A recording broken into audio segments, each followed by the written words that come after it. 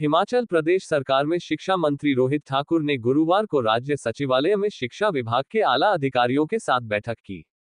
बैठक के बाद मीडिया से बातचीत करते हुए रोहित ठाकुर ने उन्हें हिमाचल कांग्रेस का अध्यक्ष बनाए जाने की चर्चाओं पर महत्वपूर्ण बयान दिया। रोहित ठाकुर ने कहा कि व्यक्तिगत रूप से पार्टी आलाकमान के आदेश को कोई नकार नहीं सकता। हालांकि सभी नेताओं ने पार्टी हाईकमान के सामने अपनी बात रखी है। उन्होंने कहा कि वे वर्तमान जिम्मेदारी से संतुष्ट हैं, लेकिन आलाकमान कोई भी जिम्मेदारी देता है तो वे उससे पीछे नहीं हटेंगे। हिमाचल प्रदेश में कांग्रेस को नया अध्यक्ष मिलने की चर्चाएं तेज हैं।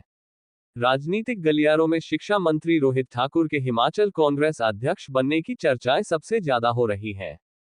हिमाचल कांग्रेस को नया अध्यक्ष मिलने की चर्चाओं पर रोहित ठाकुर ने कहा कि सभी मंत्रियों ने दिल्ली में अपना पक्ष रखा है। सभी मंत्री अपनी मौजूदा जिम्मेदारी से संतुष्ट हैं।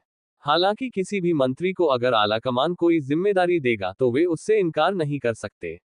ठाकुर ने माना कि लंबे वक्त से कांग्रेस का संगठन न होने की वजह से पार्टी को नुकसान झेलना पड़ रहा है। आने वाले पंचायत और शहरी निकाय चुनाव से पहले कार्यकारिणी का गठन बेहद जरूरी है। बाइट रोहित ठाकुर, शिक्षा मंत्री, हिमाचल सरकार। वहीं विभाग की बैठक को लेकर शिक्षा मंत्री रोहित ठाकुर ने कहा कि विभाग के उच्च अधिकारियों के साथ यह रूटीन बैठक थी। बैठक में विभाग के कार्यक्रम को लेकर विस्तृत चर्चा की गई है। बरसाती आपदा में प्रदेश भर में करीब 500 से ज्यादा स्कूलों को नुकसान पहुंचा है। इसमें 200 से ज्यादा स्कूल मंडी जिला में प्रभावित हुए हैं। स्कूलों के पुनर्निर्माण के लिए बजट को लेकर अधिकारियों के साथ चर्चा की गई है।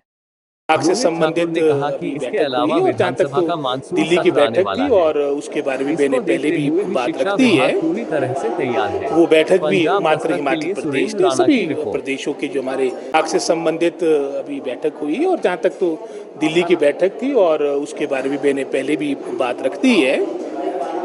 वो बैठक भी मात्र हिमाचल प्रदेश ने सभी प्रदेशों के जो हमारे सीनियर लीडर्स हैं, कांग्रेस पार्टी के आलाकमान की सोच बनी कि हम एक फीडबैक हर प्रदेश में किस तरह से आने वाले समय में संगठन को सुदृढ़ और स्ट्रॉन्ग किया जाए, भविष्य की चुनौतियों को देखते हुए वो बैठक थी और उसमें सारी बातों को लेकर मैं समझता हूँ हमने सही फीडबैक जो यहाँ पर मैं समझता हूँ, चाहे उसमें संगठन को मजबूत करने की बात आती है विशेष रूप से, वो हमने अपने आलाकमान को दे दिया है। आपका नाम चर्चाओं में चल रहा है, क्या आप तैयार हैं सर अगर इतनी बड़ी जिम्मेदारी दी जाती है प्रदेश में? आप जानते कि जहाँ तक कांग्रेस आलाकमान के आदेश की बात आती है उसको व्यक्तिगत रूप से एक व्यक्ति विशेष मैं नहीं, कोई नहीं मना कर सकता है, लेकिन ये भी एक फैक्ट ऑफ द मैटर है कि सभी मंत्रियों ने ये बात भी आलाकमान के समक्ष रखी कि जो हमारे को रिस्पॉन्सिबिलिटी कांग्रेस हाईकमान ने दी है उसको हम निभाना चाहते हैं, उसमें हम संतुष्ट हैं, लेकिन अगर कोई जिम्मेदारी आलाकमान देती है उसमें हम पीछे भी नहीं हटेंगे। ये भी चर्चा हुई है कि जो भी अध्यक्ष बने वो कैपेबल हो, उसका एक और हाँ, इसमें सब एक मत थे कि